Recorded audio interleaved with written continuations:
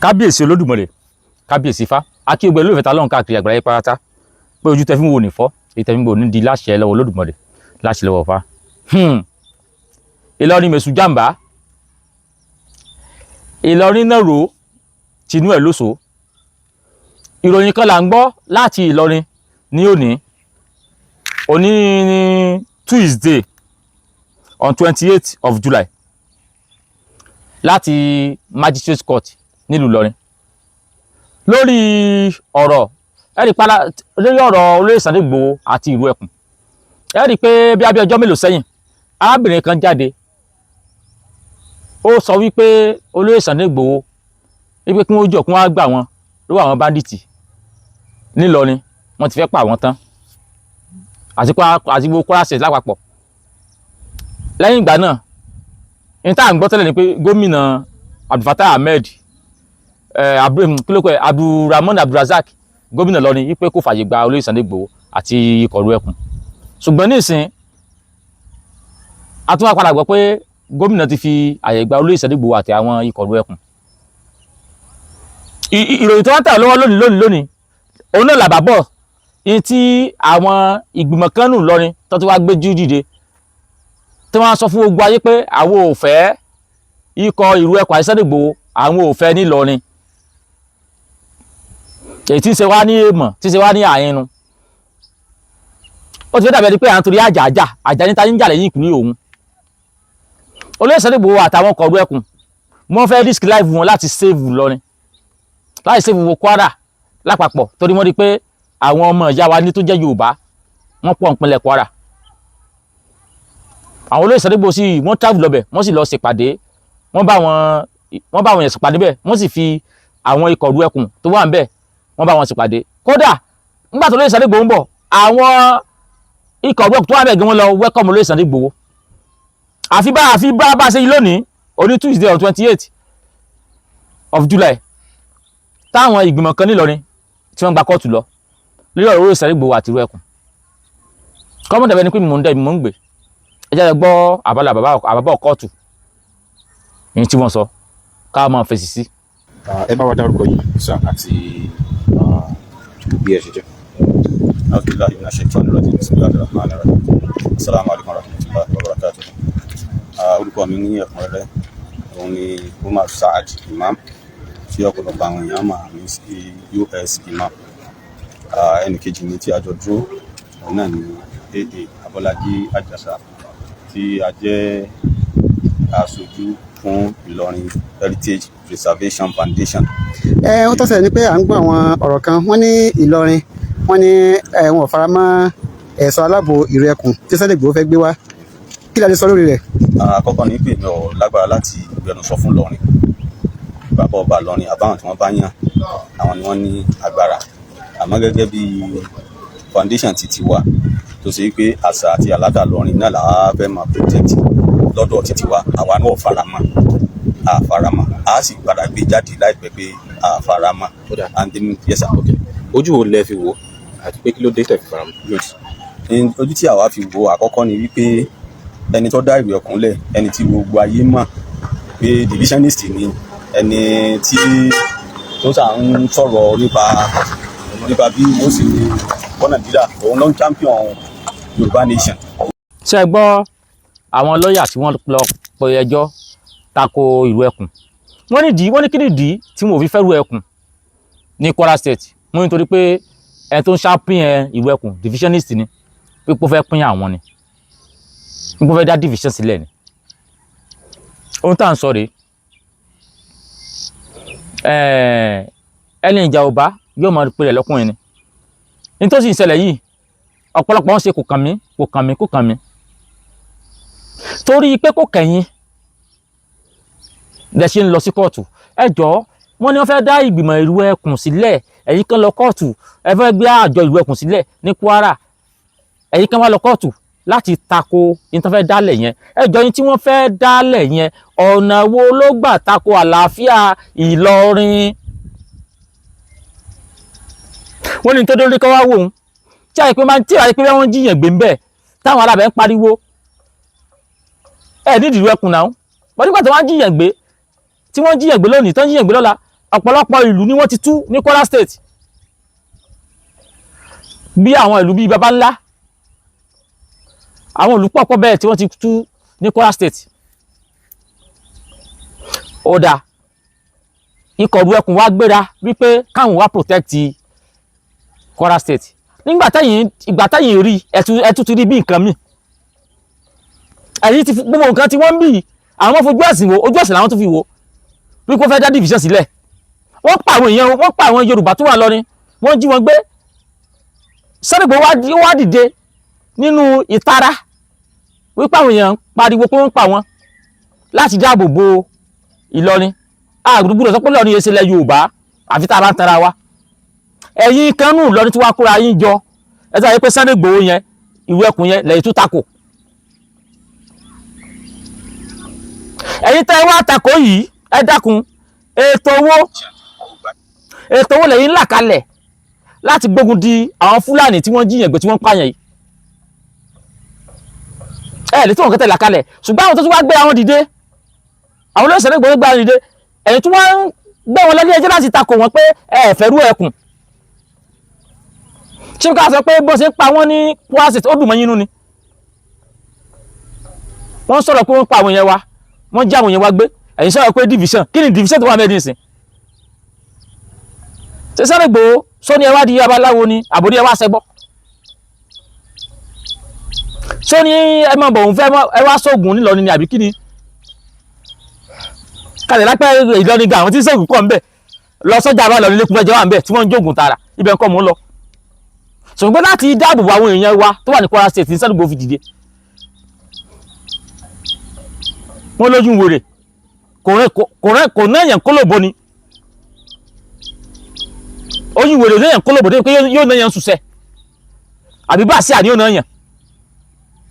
wọ́n ní ẹ wá jẹ sàrà ẹlẹ́jọ́ wọnú owó ìpọ́n ní ẹmú wárí àbówó yọ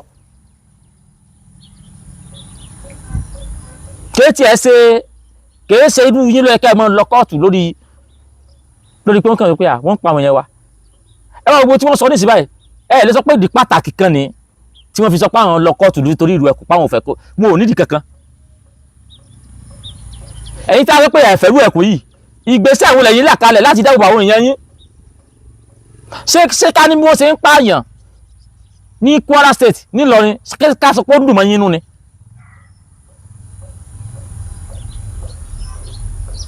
ok tí a ní kí Ìlú Ẹkùn mọ́ wá ẹgbẹ́ Kùránì ẹgbẹ́ ẹ̀sìn yín kẹ́ protect Ìlọrin ẹ̀ rí protect àwọn kan àti ẹgbẹ́ kò tí kéésì nítorí kí o jẹ́ pẹ́jọ́ lórí rárá ákẹ́mìlẹ̀ yín ni ó kàyẹ̀kẹ́ mọ́ wò náà ni kẹ́ ò bóyá Ìlú Ẹkùn lè ṣe àbí wọn ò lè ṣe àwọn tó fẹ́ dáàbò bò yín ẹ wá gbé wọn lọ kóòtù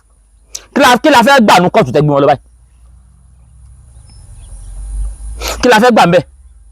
táwọn kìlú kan tiẹ̀ ń wá kí Ìlú Ẹkùn yẹn wá nílùú kó wà nílùú àwọn tí wọn ò rí ẹ̀yin wá rí lọ́fẹ̀ẹ́ lófò kí sì dìdí ni pé ara àwọn ọmọ Yorùbá tí wọ́n pọ̀ lọ ní táyé pé ẹ̀yà Yorùbá ni wọ́n tí wọ́n sì ń ké tantan torí ọ̀pọ̀lọpọ̀ ìlú nílọrin ni wọ́n ti tú làwọn má dìtì ti tú Sunday Igboho wá dìde ṣe tí yẹn lọ kóòtù lé lórí ni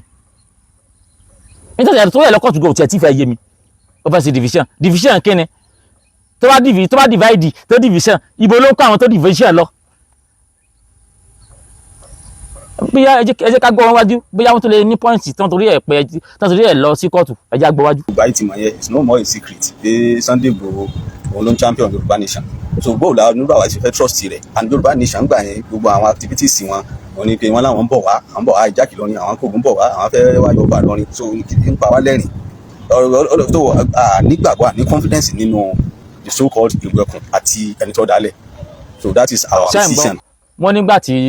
wọ́n dá pé Sunday Igboho ló champion Yorùbá nation nígbà tó ń dá Yorùbá nation lẹ̀ ìpín tí wọ́n fi aim and objective wọn ni pé wọ́n láwọn kógun bọ̀ lọ́rin àwọn fẹ́ wá Yorùbá lọ́rin ẹgbọ́ ṣe ń tó sọ̀rọ̀ sóró ṣe ń tó rọrùn ni níjẹ́ òun lẹ́gbọ́ tí Sunday Igboho ṣe interview tó wá sọ pé àwọn ń kógun lọ lọ́rin o àwọn fẹ́ lọ Yorùbá lọ́rin o torí kíni tẹ́ bá nílùú Ẹkùn bọ̀ Kwara State àtiwọ́ tó lè ṣe Yorùbá àtiwọ́ tó pé yẹn ń tápà àtiwọ́ tó pé lẹ́nu pé tó wà ní Kwara State ni wọ́n fẹ́ dáàbò bò Sunday Igboho kò lọ́mọ inú ẹ̀ ní Kwara State náà ṣùgbọ́n tá a bá ti sọ̀rọ̀ tá a máa sọ̀rọ̀ nǹkan báyìí wọ́n sọ̀rọ̀ ààbò ẹbí táwọn sáré gbé lọ wọ́n ló fẹ́ wá jọba Ìlọrin yóò ṣe jọba Ìlọrin tí ló fọba Ìlọrin jẹ ni. tẹ́ bá ti rí nǹkan kan tẹ́ bá rántí gba kéèsì mi torí kọ̀ọ̀sí pàdé máa sọ tí mo rántí kéèsì mi ara tí wọ́n ẹ̀rí pé gbà tí wọ́n á gbé mi ìgbà yẹn a sọ pé a fẹ́ ṣe ọdún ìṣẹ̀ṣe ní Ìlọrin ní 2023 a dẹ̀ sọ pé August 20 a máa wà Ìlọrin náà sì wá gbé mi wọn ò fẹ́ kí ìṣẹ̀ṣe kó hàn ní Ìlọrin ẹ̀yìn tí a jẹ́ mọ́ ìṣẹ̀ṣe wọn ò fẹ́ kó hàn ẹgbọ́n tí wọ́n sọ sí ìsìlẹ́sẹ̀ máa mọ ìrònú wọ́n gbọ́ wọ́n ní Sunday Igboho ike wọn ní tó gbé dání pé bí wọ́n ṣe jọba Ìlọrin ó ṣe yẹ Sunday Igboho ṣe jọba Ìlọrin tí ọba Ìlọrin ni bandit ni tí ọba Ìlọrin ní pa àwọn èèyàn ni tí ọba Ìlọrin ní jẹ́ àwọn èèyàn gbé ni ló ṣe òkú Sunday Igboho lọ yóò wà dé Kwara State ọba Ìlọrin wà lóyún lọ face èmi rò pé ìwúrí ìdúró ẹ̀ kó jẹ́ fọba Ìlọrin gan pé Sunday Igboho wá bẹ̀ yẹn wọ́n fẹ́ protect àwọn ní kọ́ọ̀sì tẹ́ lọ ní ìsìn báyìí ẹ̀rọ ti dá ilà yìí lọ sínú ayé àwọn èèyàn a ti dábẹ̀rù sí wọn lọ́kàn wọ́n ti mọ mi túpẹ́túpẹ́ pé kí tún leléyìí nígbà tí àwọn kẹ́gbàjarè táwọn pariwo pé kí Sunday Igboho wá rescue àwọn ẹ̀yin tí wọ́n tàwọn ń ta lẹ́sẹ̀ ẹ̀yin kan tún wá lọ kóòtù ṣé irú tẹ̀yìn lọ kóòtù lórí ilé ṣé ká sọ wípé bí wọ́n ṣe ń jẹ́ àwọn èèyàn gbé yẹn ṣé ká ló dùn mọ́ yín nù ní tó kò tiẹ̀ yé mi àbíká pé àwọn èèyàn yín fábílì yóò sì náà tí wọ́n jí gbé àbíká sọ wípé support àwọn bandits tó ń jíyàn gbé orúkọ tí wọ́n ń pè yín ní ìsìn báyìí ṣe ti máa dáhùn orúkọ tí wọ́n ń pè yín wípé Ìlọrin Fúlàní ni yín bandit ni yín ogun ẹ̀sìn lẹ́fẹ́ dálẹ̀ tí ṣe ti máa dé orúkọ tí wọ́n ń pè yín ní ìsìn báyìí nígbà tí wọ́n fẹ́ bọ́ ọ̀daràn wí wọ́n fẹ́ lé ọ̀daràn lọ tẹ́yìn kan tí wọ́n á lọ pẹjọ́ wípé irọ́ ẹ̀fẹ́ kó máa lé ọ̀daràn lọ wípé kó fàwọn ọ̀daràn lẹ̀ wípé tó wípé tí a ti lọ́daràn o èèmù wọn ni pé wọ́n ó lé ọba Ìlọrin sọ́ba Ìlọrin lọ̀daràn ní kàbí sọ̀rọ̀ yẹn ó wà sí fún ọdún náà sọ́ba Ìlọrin lọ̀daràn ní àbí ṣé ọba Ìlọrin ló sọ́sọ́ àwọn bandits ní lẹ́sìn rò pé gbogbo èèmù àwọn Sunday Igboho ni pé wọ́n fẹ́ wá jọba Ìlọrin gbàgbọ́ bàbá tó jókòó jẹ́jẹ́ ara rẹ̀ àbí sí ká sọ pé inú ọba Ìlọrin dùn sí bọ́ sí ń pa àwọn ìtàn jẹ́ àwọn èèyàn gbé ni ọ̀rọ̀ kóòtù tán lọ yóò tiẹ̀ fẹ́ yé mi rárá ẹ jẹ́ ń gbọ́ tán bí yájọ́ padà yé mi. As members of Ìlọrin Heritage Preservation Foundation mo sọ lẹ́ẹ̀kan a sọ̀rọ̀ fún Ìlọrin à ń sọ̀rọ̀ fún foundation àti titiwa táwa à ń sojú pé position titiwa o a sì padà gbé jáde a sì ṣègbésẹ̀ tó bá yẹ ká sí irú ẹkùn àtẹnitọ́ dálẹ̀ àfẹ́ wọn nílọrin àfẹ́ wọn Kwara. nígbà tó jẹ́ pé ó ti wá sáyìn tí tó pé Ìlọrin gan-an ti ṣe ìfilọ́lẹ̀ rẹ̀ báyìí ńkọ́. kò dí wa lọ́wọ́ láti ṣègbésẹ̀ titiwa kò dí wa lọ́wọ́ láti ṣègbésẹ̀ tá a bá fẹ́ ṣe because èyí tí àwa fẹ́ ṣe òun ni wípé ká find out ṣé ìjọba ti fún ní license ní Kwara lọ́kàn wa wọ́n lè máa lọ ṣogun tí wọ́n bá fẹ́ ṣe ní Ọ̀yọ́ tó ti wá àbí South West but ní Kwara ti ti wá yìí agenda divisionist wọn yẹn ní náà ní objective wọn ojú tá a fi ń wò nù tó ti yé ìmọ̀ ní gbogbo Ọ̀yọ́ wọ́n profile àwọn Fúlàní àwọn Haúsá gbogbo alárí gbogbo ìmọ̀ tí wọ́n hàn wọ́n ìjọba sì dákẹ́ so tíjọba ọba wa fẹ́ crisis ní Kwara State kí wọ́n tètè lé wọn padà síbi tí wọ́n ti wá because in Ìlọrin here we are going to protect ourselves. ẹgbẹ́ tó sọ ó ní Ìlọrin àwọn ó protect ara wọn wípé àwọn rí pé emu divisionist náà gbé wá tíjọba bá gbà wọ́n láàyè ẹ̀yin gò ní gbà wọ́n láàyè kí là ń sọ kí ni wọ́n ń sọ ọ̀rọ̀ ayé àtijọ́ lẹ̀ ń sọ láyè sìn divisionist tíjọba bá pàwọn ò fẹ́ àwa ẹ̀yin àwùjọ tí náà sọ̀rọ̀ fún gbógun ti wọn federal government mọ̀ pé èèyàn kẹwàá tó ń jẹ́rú ẹkùn federal government mọ̀ apáàtì irú ẹkùn gan ara àwọn OPC ti wà táwọn náà táyé pé irú àmìṣẹ́ báyìí náà làwọn náà gbé dání àwọn ọdẹ ìbílẹ̀ káàkiri ti wà táwọn protect wáyé tẹ́yọ̀ ṣe wá ọ̀nà tẹ́gbà síta àwọn ọ̀dẹ́kùn yẹn dáhùn kẹ́kùn máwọn ọdẹ ìbílẹ̀ àwọn OPC àbáwọn tẹ́ bá níbẹ̀ yẹn kẹ́kùn wọn wapọ̀ láti protect ìlú yín táyé pé táwọn kan wá fi sẹ́kún sun tí wọ́n ń ké lórí ẹ̀ wípé yà ń jà wọn lẹ́yìn bá fi sọ pé lẹ́yìn tí wọ́n ń gbé lọ kóòtù. tí wàá yé mi nísìnyí ni pé ṣé ìjọba Kwara State lẹ́yìn bá ṣẹjọ́ ni àbí ìlú ẹkùn àbí Sunday Igboho? According to news tó mi rí ẹ bá lọ sí punch dáadáa ẹ lọ sí page punch Kwara State governor ó ti allow wọn. It's a security network tá pé wọn láti protect àwọn aráàlú. Bó dẹ̀ ṣe wà nìyẹn ó jẹ́rú ẹ̀kún kò jẹ́rú ẹ̀kún any security platform or any security group tó bá ti wà láti protect ìlú tí èpè wà láti pa ìlú lára ìjọba fún support yẹn náà. Nígbà tí ẹ̀kún tẹ̀ tí ṣe gan àwọn aládùúgbò lè kóra wọn jọ kó láǹfẹ́ mọ protect environment àwọn ìjọba dẹ̀ máa fún wọn láyè. So láti wá sọ pé èyí tí wọ́n ń gbẹ́jọ́ kírú ẹ̀kún mọ́ wá ṣé ẹ̀ ń promote peace ni àbẹ́ ìdómi àlàáfíà rù ní tí mo fẹ́ mọ̀ gangan nìyẹn. Tẹ́yìn bá gbọ́n ó kàn jẹ́ kí kẹ́jẹ́ kírú ẹ̀kún yẹn kó establish náà. Sunday Igboho ó ti lọ sí Ìlọrin wọ́n ti establish already kẹ́jẹ́ establish kẹ́ wá wò bóyá wọ́n ò ní atrocity tí ò da àbí wọ́n ò ní ẹ̀ka tí wọ́n commit tí ò gé sí lọ. Èmi náà pẹ̀lú yẹ lẹ́lẹ́ fi bá wọn sọjọ́ pé ìwé ẹkùn ti wọlé ó wá ṣe nǹkan tí ò bófin mu o ẹ̀rí yẹn kankan sí wọn lẹ́sẹ̀. Ẹ sọ pé bóyá wọ́n ṣe nǹkan báyìí tí ò dá o bóyá wọ́n lọ gúnyàn lọ́nà àìtọ́ o ẹ wá pé gbogbo òdù tí wọ́n ti dominate ẹni pé division ni wọ́n ń ṣe. Gbogbo èèyàn tí wọ́n ń gbà nígbò tí wọ́n ń gbà lọ́yọ̀ọ́ tí wọ́n ń gbà nísẹ̀yìn láwọn tí wọ́n jí gbé. Ǹjẹ́ ní Sunday Igboho kó bá wọn sọ̀rọ̀ ẹ̀sìn bẹ́ẹ̀ àbí kó bá wọn sọ̀rọ̀ pé a fẹ́ pínlẹ̀ Yorùbá ń bẹ́ẹ̀ àbí kó bá wọn sọ̀rọ̀ pé ẹ wá di irú ẹlẹ́bọ ń bẹ́ẹ̀. So ìbò lẹ́yìn ti rí èmù ọpọlọ division tẹ mú àyè pé ó fẹ́ divide division wá ìbò lẹ́ ti ta ló sọ fún yín pé ó fẹ́ divide anybody sáré kan lè divide àwọn èèyàn ni. Èmi ò lọ́wọ́ pọ̀ tí máa sọ ṣùgbọ́n tí Musa mọ̀ ni pé nǹkan kan ó wà behind ní tẹ́ ń ṣe yìí nǹkan kan wà behind ní tẹ́ ń ṣe yẹn bóyá àwọn bandits àwọn tó ń jíyàn gbé bóyá wọ́n ní connection pẹ̀lú yín ní ìmọ̀ bóyá àwọn àwùjọ kan ló sì sọ pé kẹ́ ẹ wá ìgé Sunday Igboho ìmọ̀ bóyá ìlẹ̀ ní personal hatred fún Sunday Igboho ni kò yé mi ṣùgbọ́n kí n tiẹ̀ wá kórìíre yẹn gan kẹ́ni kó wá fẹ́ protect mi ṣé wọ́n kí n tó kórìíre ẹ̀ mọ́ gbogbo ẹ̀yin ọmọ Yorùbá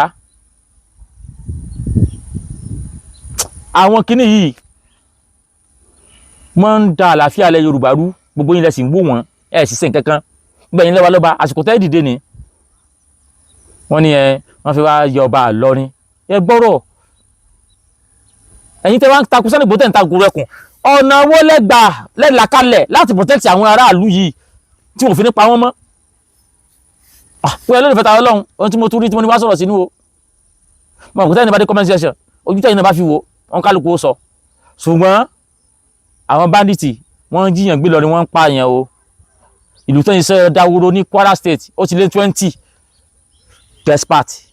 ẹ̀yìn kẹ́yìn tó wá against àwọn tó fẹ́ protect yìí. Ọ̀rọ̀ tèmi olókun jáde ojú ẹ fún gómìnà fún ìtẹ́gbò nídìí a kàn pé gbogbo ẹ̀yin ọmọ lọ́jọ́ ìṣẹ́yìn wákàtí àgbáláyé gbogbo ẹ̀yin ọ̀jọ̀gbọ́n gbogbo ẹ̀yin olólùfẹ́ ìlú ìran Yorùbá wípé ẹ jọ̀ọ́ ṣé bí wọ́n ṣe ń pa wọ́n nílọrin sódùn máwọn kìnìún sódùn máwọn ẹ̀yìn àwọn ọ̀rẹ́ kan tó lọ kóòtù yìí sódùn máwọn nú ni àbí ó tún ní nǹkan míì tí wọ́n torí ẹ̀ lọ kóòtù ó ti tẹ́ fún gómìnà fún ìtẹ́gbò nídìí mo kí wáyé làbọ̀rú làbọ̀ ìbọ̀ yìí ṣe.